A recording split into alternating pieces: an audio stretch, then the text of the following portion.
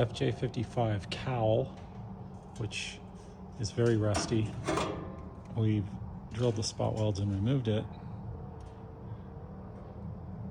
And as you can see here, it's a necessity to take these parts off, sandblast them, and treat them properly before they're reassembled.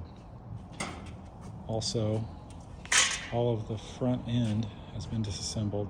All the brackets and everywhere that's spot welded together has been or will eventually be disassembled, sandblasted, and treated just like everything else that we're doing here. Otherwise, there will be remaining rust hidden that will swell up and cause problems in the future.